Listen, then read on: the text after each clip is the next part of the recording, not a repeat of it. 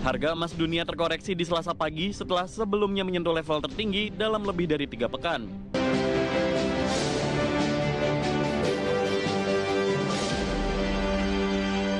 Komoditas harga emas terkoreksi setelah menyentuh level tertinggi 3 pekan. Harga batubara melanjutkan tren negatif dengan melemah dalam 3 hari beruntun.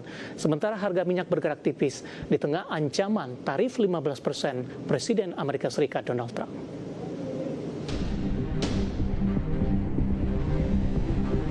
Harga emas dunia terkoreksi di Selasa pagi setelah sebelumnya menyentuh level tertinggi dalam lebih dari 3 pekan.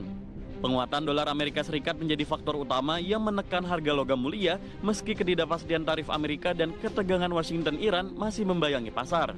Di Senin harga emas dunia melonjak 2,5% di level 5.231,2 dolar Amerika per troy ounce. Sementara di Selasa pagi harga emas dunia di pasar spot melemah 0,13% di 5.237,89 dolar Amerika per troy ounce.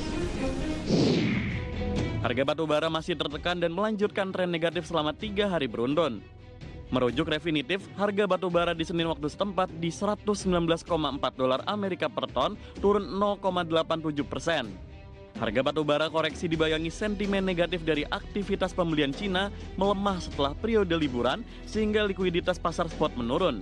Sementara India menjadi pembeli marginal, tetapi pabrik baja India membeli secara selektif dan hanya untuk kebutuhan jangka pendek. Harga minyak dunia bergerak tipis di Selasa di tengah pasar mencermati perkembangan perundingan nuklir Amerika dan Iran dan ancaman tarif dagang 15% Presiden Trump. Mengutip Reuters, harga minyak Brent turun 0,1% ke 71,40 dolar Amerika per barel. Sehari sebelumnya, harga ke 72,50 dolar Amerika, level tertinggi sejak 31 Juli. Minyak mentah WTI Amerika melemah 0,2% ke 66,20 dolar Amerika per barel. Di sesi sebelumnya, harga sempat naik ke 67,28 dolar Amerika, tertinggi sejak 4 Agustus.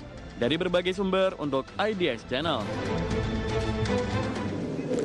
Dan seperti apa update terkini pergerakan harga sejumlah komoditas yang berhasil dihimpun oleh tim redaksi kami sampai dengan sore hari ini waktu Indonesia Barat.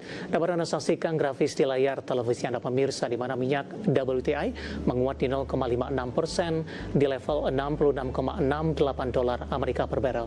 Nikel menguat cukup signifikan di 2,61% di 17.701 dolar Amerika per metric ton. Emas melemah di 0,89% di level 5.180 dolar Amerika per troy ounce. Sementara CPO melemah di 0,29% di level 4.116 ringgit Malaysia per tonnya.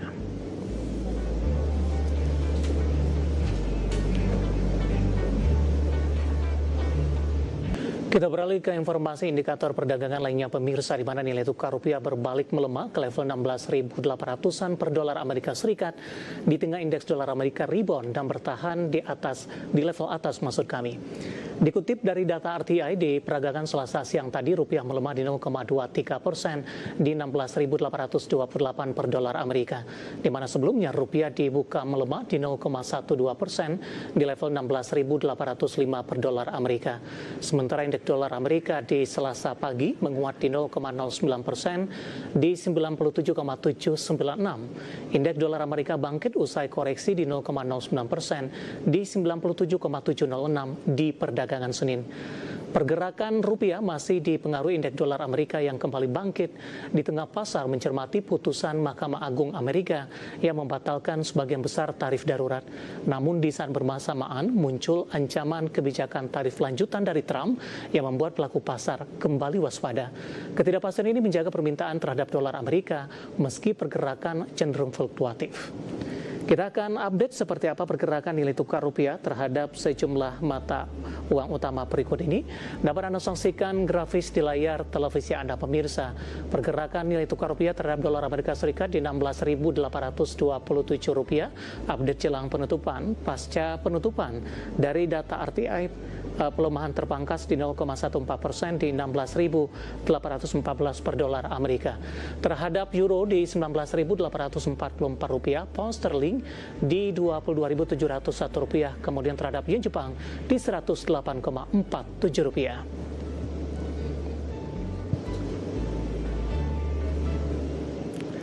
Keinformasi emiten pemirsa, di mana PT Merdeka Copper Gold Tbk atau MDKA memutuskan mempercepat pengembangan tambang emas Pani di bawah naungan PT Merdeka Gold Resources Tbk atau emas.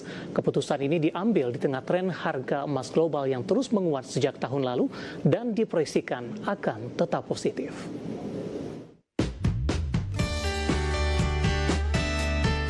Dikutip dari media, manajemen PT Merdeka Copper Gold Tbk (MDKA) mengatakan percepatan dilakukan dalam pembangunan fasilitas Carbon Enriched CIL dengan kapasitas penuh 12 juta ton biji per tahun dari sebelumnya hanya berkapasitas 7,5 juta ton biji per tahun.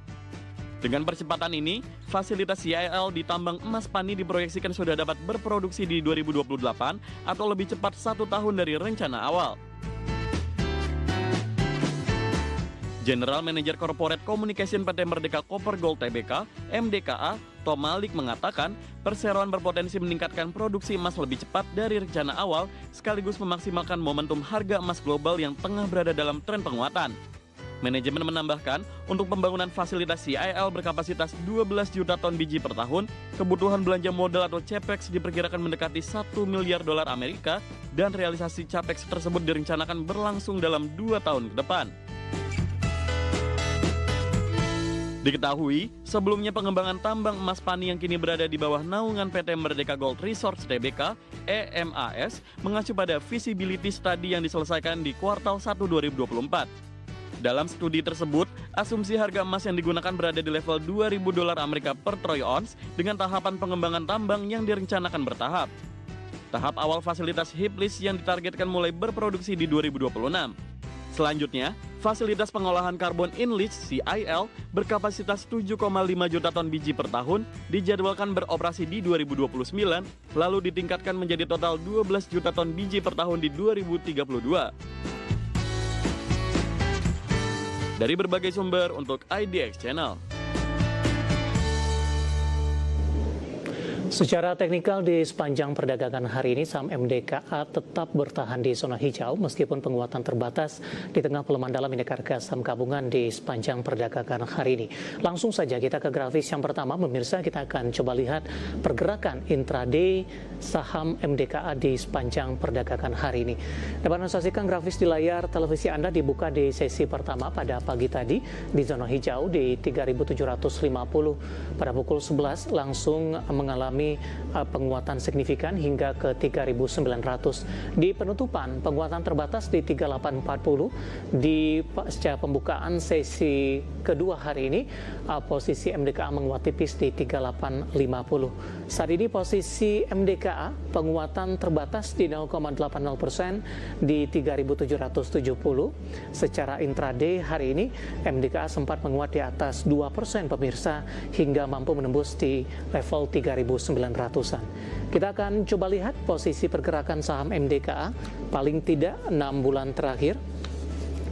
Ke grafis selanjutnya di perdagangan 20 Agustus masih diperdagangkan di level 2.300-an pemirsa. September bahkan Oktober sempat tertekan ke 2.060, November menguat ke 2.420, Desember dan Januari mengalami tekanan kembali ke 2.330. 24 Februari di perdagangan hari ini saham MDKA melesat secara intraday ke 3.900-an dan pembukaan sesi kedua penguatan terbatas ke 3.850. Ya, tampaknya 3.900 hari ini saham MDKA merupakan salah satu level tertingginya dan menjelang penutupan penguatan terbatas ke 3.770. Dari sisi valuasi dengan beberapa indikator yang ada, grafis selanjutnya pemirsa, kita akan coba lihat dari posisi price to earning ratio-nya atau posisi PER-nya minus di 121.92 kali, PSR di 3.29 kali, PBV sudah jauh di atas 1 kali di 6.66 kali dan PCFR di 24.26 kali. Ya, kombinasi secara fundamental, teknikal dan juga dari sisi valuasi dan semoga bisa menjadi salah satu referensi untuk Anda.